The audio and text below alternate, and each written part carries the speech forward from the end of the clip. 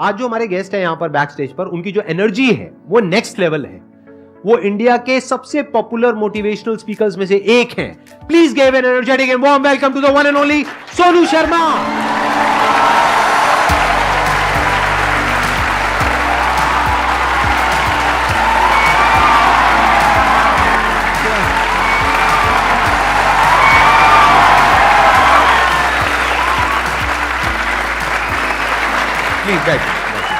आइए। सबसे पहले तो गुस्सा है इन पे बहुत ज़्यादा।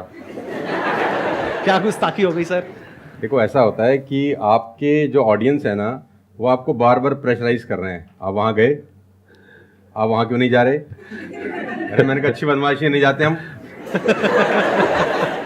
तो नाक में दम कर दिया लोगों ने आपकी वजह से। आना ही पड़ा। मतलब इतने मैसेज, अब तो 2-3 दिन से तो धमकी वाले भी आ रहे हैं, जाओगे कि नहीं जाओगे।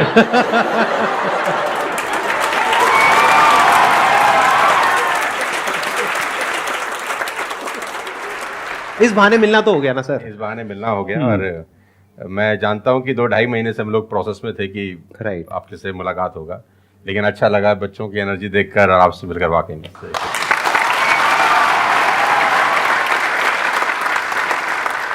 अब बताइए कौन है जो इनसे कुछ क्वेश्चंस पूछना चाहते हैं? मेरा क्वेश्चन ये है कि जब आपका लाइफ का एक स्ट्रगलिंग फेज था तो उस टाइम पे आपको गिव अप करने का फीलिंग आया होगा, तो उस फीलिंग को हमें कैसे टैकल करना है या फिर आपने कैसे टैकल किया? देखो, जब आपका वाई बहुत क्लियर होता है ना, तो आप गिव अप कभी भी नहीं करते। कोई भी चीज क्यों करना है, ये सबसे इंपॉर्टेंट रोल प्ले करता है। There is a book by Simon Sinek called learn your why, कि आप कोई भी काम क्यों कर रहे हैं, है ना। तो अगर आप उस किताब को पढ़ेंगे ना, तो आपको बहुत सारी चीजें सीखने को मिलेंगी। वाई बहुत इंपॉर्टेंट है। मतलब अगर आपका वाई क्लियर है ना, तो कोई भी ऑब्स्टिकल गिराने के बाद, आप गिरने के बाद, नीचे गिरने के बाद आप अपने आप उठ खड़े हो जाते हैं। तो वाई स्ट्रांग होना चाहिए, और वही लोग उठने ही खड़े होते हैं जिनका वाई स्ट्रांग नहीं है। मैं एग्जांपल देके समझाता हूं आपको। अब फॉर एन एग्जांपल मैं आपको वुडन स्ट्रोक दूं, 2 फुट जिसका विड्थ हो और 30 फीट जिसका लेंथ हो, और आपको बोलूं मैं यहां से वहां आपको ट्रेवल करना है उसके ऊपर चल के, और मैं आपको 10,000 रुपये दूंगा, तो आप चल लेंगे बहुत आराम से। आप सवाल को ट्विस्ट करते हैं। अब उसी फट्टे को मैं 100 माले की 2 बिल्डिंग के बीच में लगा दूं, अब आप चलेंगे?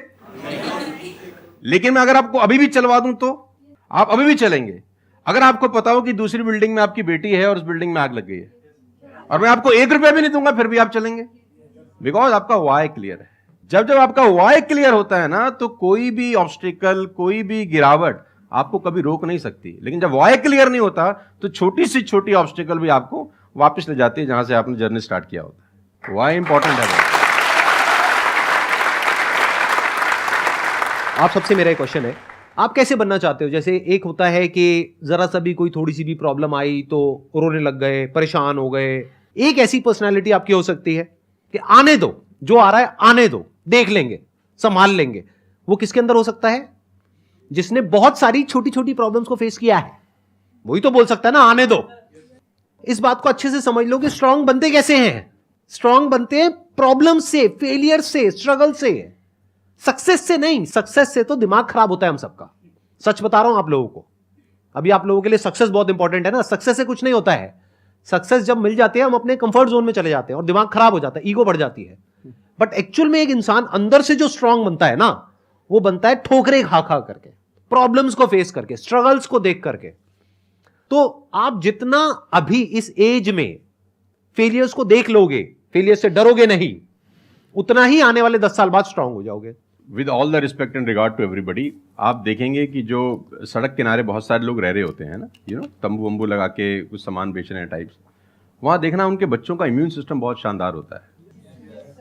वो सर्दी में, जनवरी की सर्दी के अंदर वो नंगाई खेल रहा होगा सर, और हमारा पैम्पर्ड बच्चा ब्लैंकेट के अंदर उसको जुकाम हो जाता है, जरा सा हवा लग जाए ठंडा। तो जो ठोकरे हैं ना, वो आपका इम्यून सिस्टम बहुत अच्छा बना देते हैं। सफलता, सही कह रहे हैं संदीप जी, कि दिमाग खराब करती है। तो ये जो 5-6 साल हैं, फ्रॉम 14 to 20 और 22, यहाँ तो आदमी की रगड़म पट्टी होनी चाहिए दबा के। मतलब उसके तो खून के आंसू आ जाने चाहिए कि जिंदगी में भगवान ने मुझे क्या दिया है। सही कह रहे हैं, बिल्कुल सही कह रहे हैं। बता रहा हूं अपना। जो मैच्योर लोग रहते हैं, जिनको लगता है कि यार एक कुदरत टेस्ट ले रही है यार हमारा, वो तो खुद ही बोलता है, अगर 2-4 साल कुछ ना हो ना, ऊपर देख के बोलता है कुछ कर नहीं रहे क्या।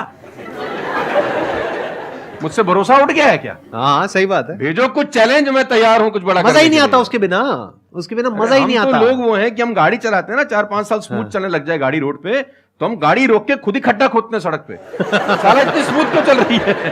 कोई ना कोई चैलेंज चाहिए यार, मजा नहीं आ रहा यार गाड़ी चलाते हुए।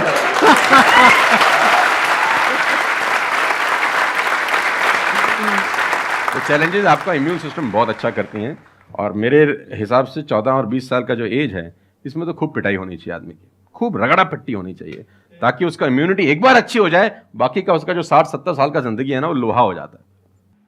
आपको खुद पे भरोसा रखना बहुत जरूरी है। दुनिया तो नहीं करेगी, ये तय है। दुनिया तो चड्डे में बम लगाएगी आपके।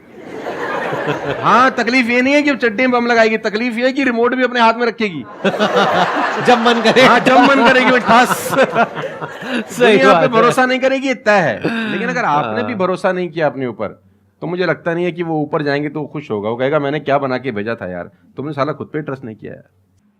मेरा ये मानना है कि आदमी पहाड़ की चोटी से गिर जाए ना, वापस खड़ा हो जाता है। ऊंट से गिर के भी खड़ा हो सकता है, लेकिन अपनी नजर में गिर जाए ना, फिर आदमी खड़ा नहीं होता कभी। हमारे को अपनी नजर में खड़ा होना है। मेरा एक क्वेश्चन है आपसे, ये जो आप अपने वीडियोस में बार बार साला साला बोलते हो, तो आपका साला एक्चुअल में है या नहीं है?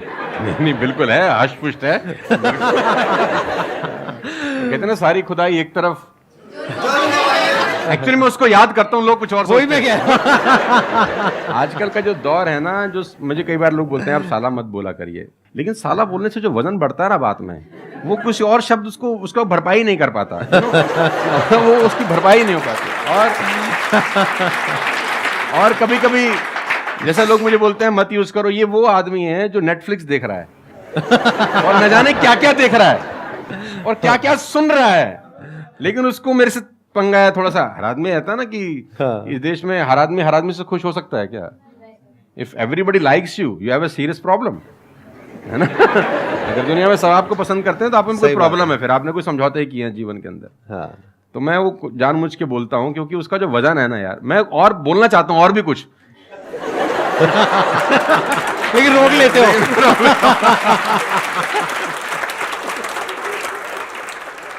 सर मैं क्वेश्चन करना चाहता हूँ कि जैसे लाइफ में सबके लिए सब कुछ क्लियर होती है, नॉलेज सबके पास है, क्लियर कट सब हैं सब रास्ते के लिए कि क्या करना है क्या नहीं करना। कुछ चीज़ें उनको रोकती है, पता है उसको भी वो क्या रोकती हैं क्या नहीं रोकती हैं, फिर भी वो चाह के वो बंदा आगे नहीं बढ़ पाता उन चीज़ों को लेके। एक नेगेटिविटी उसको रोकती है और उसकी सराउंडिंग उसको रोकती है, मैटर करता है, उसको सब पता है करना क्या है, फिर भी वो रुकता है। सर इसके लिए कोई ऐसा आंसर दो, आज तक किसी ने दिया ना और क्लियर कट हो। भगवान कृष्ण पांडवों के तरफ से गए 5 गांव मांगने हस्तिनापुर, शांति प्रस्ताव लेके गए कि 5 गांव आप पांडवों को दे दो, बड़े संतोषी हैं, वो लड़ाई वड़ाई नहीं करेंगे और पूरी महाभारत टल जाएगी, खत्म, कोई दिक्कत ही नहीं है। तो दुर्योधन ने बोला कि सुई के नोक बराबर भी जमीन नहीं दूंगा। तो भगवान कृष्ण दुर्योधन से बोलते हैं ये धर्म है? उसने बोला मैं जानता हूं धर्म है। उसने बोला करता क्यों है? बोला पता नहीं ऐसी कोई शक्ति है जो मुझसे करवाती है। ऐसा होता ही नहीं है कि गलत करने वाले को अरे मुझे तो पता ही नहीं था चोरी करना पाप है, नहीं तो मैं करता ही नहीं यार। पता होता है। वो कहता पता नहीं ऐसी कौन सी शक्ति है जो मुझसे गलत कराने को मजबूर करती है और मैं करता जाता हूं। कुत्ता रहता है ना, जो कुत्ता, उससे परफेक्ट एग्जाम्पल नहीं है। कुत्ता अगर रोटी चुरा के कहीं से भागेगा ना, आप ध्यान दीजिए, गौर करिए, कहीं से चुरा के भागे तो वो 3 गली दूर जाएगा, चोरी से खाएगा कि कोई देख तो नहीं रहा, चुरा के लाया है। और अगर कोई मालिक उसको अगर परोसता है, ध्यान से देखना, वो पहले पूंछ उठाएगा, 2 हाथ ऊपर के करेगा, थैंक्स बोलेगा, शुक्रिया अदा करेगा, और जहां परोसी होगी वहीं बैठ के खाएगा। कुत्ते को भी पता है ये ईमानदारी की रोटी है और उस कुत्ते को पता है कि साला बेईमानी की रोटी है, वो 3 गली दूर जाके खाता है। कुत्ते को भी पता होता है क्या सही है क्या गलत है, तो इंसानों को कैसे नहीं पता हो सकता है? सबको पता होता है कि क्या सही होता है और क्या गलत होता है। बहुत बढ़िया। फिर भी लोग करते हैं। ऐसा हो नहीं सकता। Cigarette smoking is injurious to health, everybody knows ना।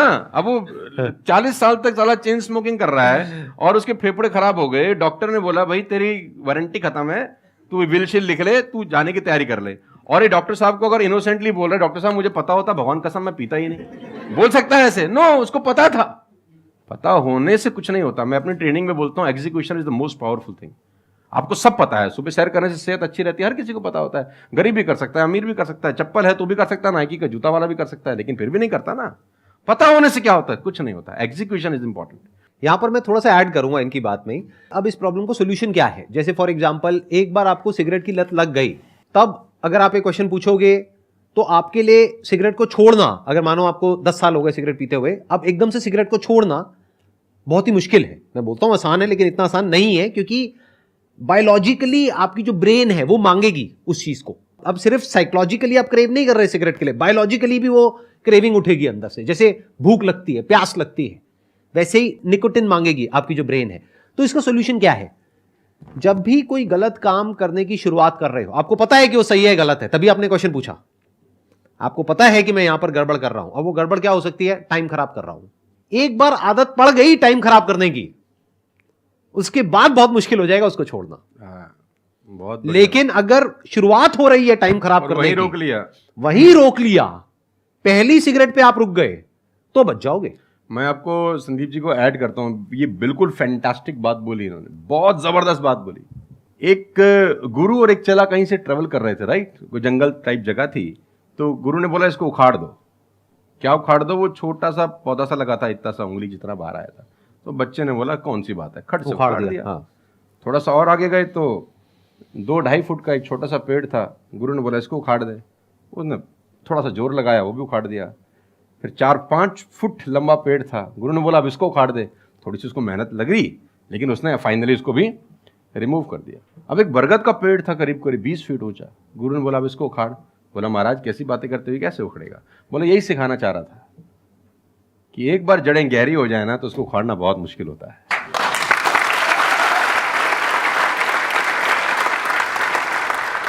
मेरा क्वेश्चन ये है कि जैसे कि हम पढ़ते हैं, मैं आजकल ये हो रहा है कि हम मैक्सिमम हमारा फोकस ये होता है कि हम पढ़ेंगे और ये चीज़ मतलब जॉब करेंगे, लेकिन ये होता है कि जब वो नहीं होता हमारे से, तो हमें मतलब हमें कुछ बड़ा सोचना चाहिए कि हाँ अब इससे भी बड़ा कुछ हो सकता है, मे बी वो ना हो, कुछ बड़ा मतलब अपनी थिंकिंग को कैसे बढ़ाएं, वॉश करें।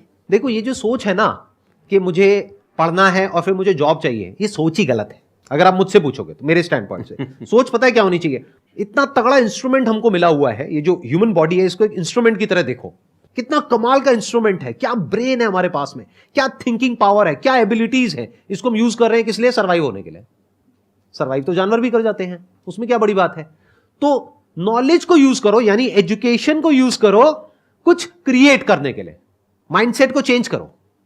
अभी क्या एज है? 20 साल, 22 साल। अभी सोचो कि मैं अपनी पूरी लाइफ को क्रिएट करने वाली हूं।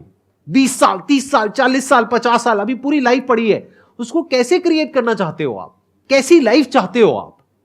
उसको क्रिएट करो और उस नॉलेज को, उस एजुकेशन को यूज करो उसको क्रिएट करने के लिए। अगर एजुकेशन सिस्टम से वो नॉलेज नहीं मिल रही है तो बाहर से ले लो। इंफॉर्मेशन एज बोलते हैं इसको। इंटरनेट पे भरी पड़ी है नॉलेज, नॉलेज की कहां कमी है? और अपने दिमाग को खोलो। सिर्फ ये लाइफ नहीं है कि मैंने यहां से पढ़ाई करी, उसके बाद में मुझे जॉब लग गई तो मैं सक्सेस हूं, जॉब नहीं लगी तो मैं फेलियर हूं। अरे नहीं, वो समय गया। आज अनलिमिटेड ऑप्शंस है।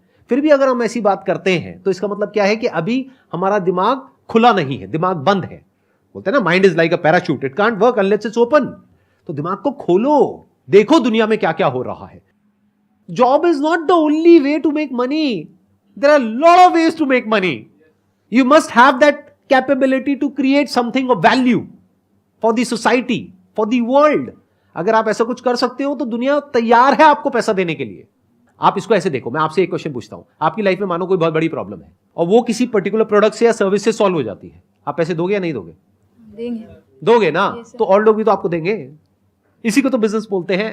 मेरा एक वीडियो है, अगर टाइम मिले तो देखना, कि इस दुनिया में जंगल का शेर बनना, सर्कस का नहीं। शेर तो सर्कस में भी रहता है ना।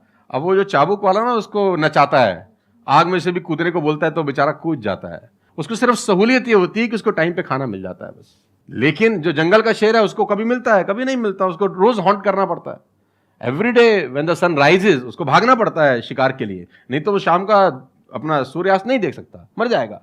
डेली भागना है, डेली दौड़ है, डेली लड़ाई है, डेली जंग है उसकी। लेकिन सर्कस के साथ कोई जंग है ऐसी नहीं। उसको धूप की तकलीफ नहीं है, धूप उसको पड़ेगी नहीं, बारिश उस पर आएगी नहीं, सेफ सिक्योर है, मस्त रह रहा है, उसकी टेक केयर हो रही है। लेकिन साला कोई जिंदगी है?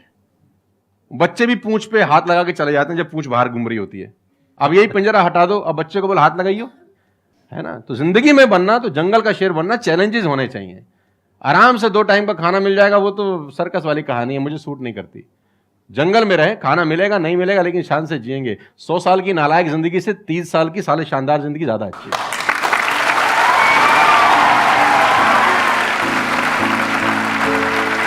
Thank you so much, thank you.